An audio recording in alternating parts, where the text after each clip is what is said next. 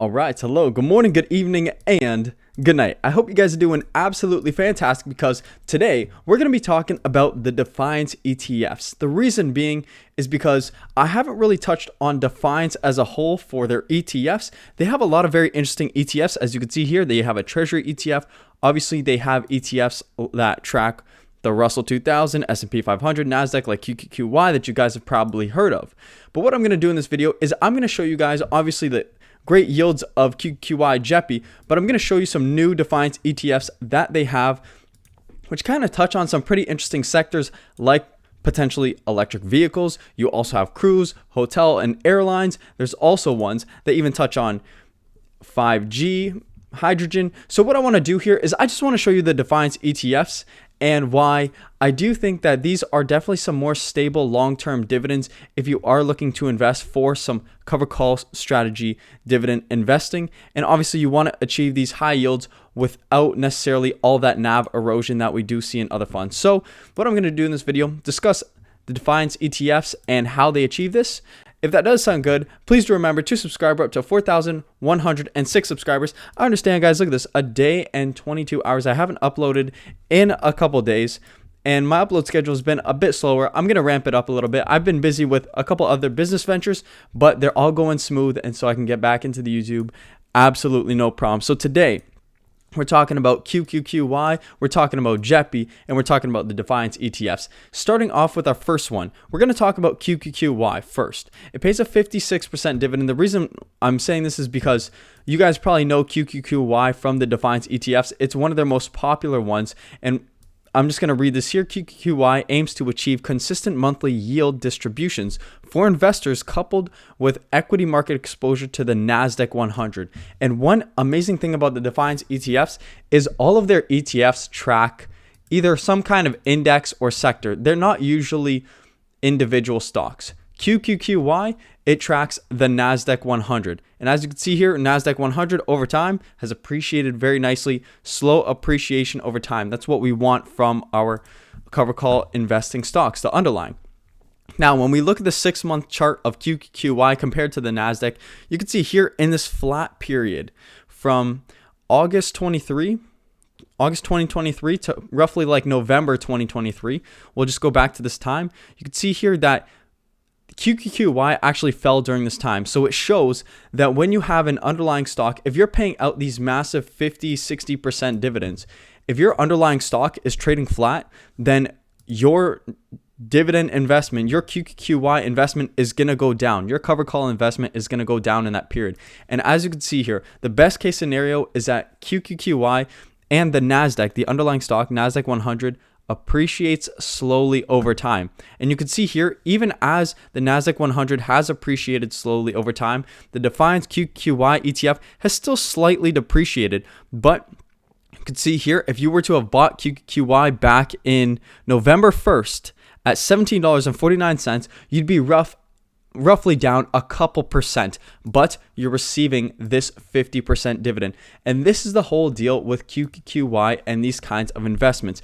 If the underlying stocks are what are going to do what they've been designed to do, which are to slowly appreciate over time, because once again, my bad right there. See, these are not stocks. These are indexes. They track a basket of stocks, so they're a lot less volatile, which you'd say, okay, that does equate to less premium, but they also have less downside to them. And limiting the downside risk is really what's so important in these funds. And that's why I wanted to show you guys the Defiance ETFs. Moving to JEPY. JEPY has a 38% dividend here, as you can see on the right side of the screen.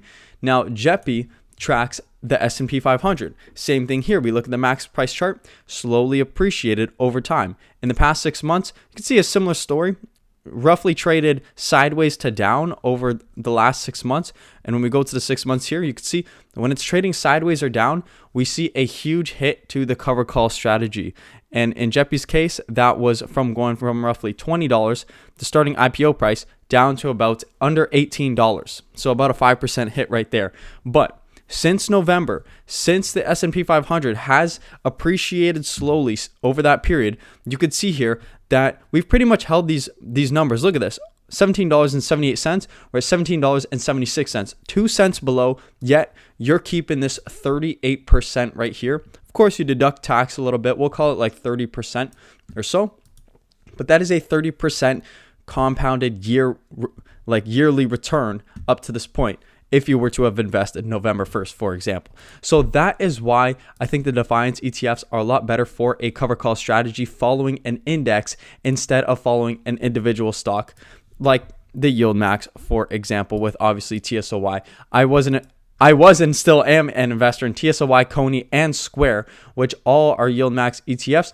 But the fact that they are a lot more volatile and have a lot more to the downside than a lot of these underlying stocks like the S&P 500, like the Nasdaq 100, and like, for example, the Russell 2000, they have a lot more downside and there's a lot more risk, in my opinion. QQQy, JEPY, and IWMY are a lot more stable. Now, not to burst your bubble or anything, the only other one from Defiance that might actually pay a dividend is going to be the TRES, the Defiance Treasury Alternative Yield ETF. Now, they are expected to pay a yield.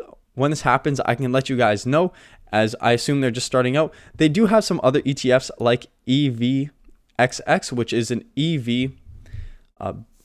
You can see it right here, Defiance Pure Electric Vehicle ETF. You can see I'm kind of reading it along with you guys. I don't know an insane amount about all these ETFs. All I know is that they're basically going to take this kind of ETF that they create and create a whole basket of stocks around them. What I did was I pulled them up and I found that there's really no dividend distributions for these funds. So that's kind of, there to, my bad, I'm kind of bursting the bubble here. What I do want to show you is they did pay a little dividend 2023, 20 cents. I mean, it's really nothing when you're looking at these other dividends like QQQy, JEPY, and obviously IWMY, which are the main dividend payers. But you can see they have a bunch of different ETFs, not only high yielding dividend ETFs, but other ones that might be interesting too, like the Defiance Hotel, Airline, and Cruise ETF. If you guys obviously think travel is going to be going up, I obviously understand for COVID, it was heavily hit. So potentially in the future, that could have a super interesting rebound depending on how it plays out. But that is another one to look out for. And you also have a 5G ETF, FIVG is the ticker symbol. So this was just a little introduction to the Defiance ETFs and some that pay high dividends, how they've been performing with their underlying stocks. This is what we want to see for a cover call strategy in their kind of underlying stocks, just slow appreciation over time. And obviously, even though they're not appreciating, they're paying out huge dividends, 38 and 56, 57%. So that's kind of offsetting that, giving you the return, obviously kind of maintaining the capital, but that's exactly what we want to see. So I hope you guys did enjoy this video. If you got anything out of it, what I do want to say is please do remember to subscribe. We're up to 4,106 subscribers. So anyone else who wants to join our channel, bring a positive energy, be a part, it's all good. Anyways, I want to say thank you guys for sticking around and joining this video with me, and I will see you guys in the next video.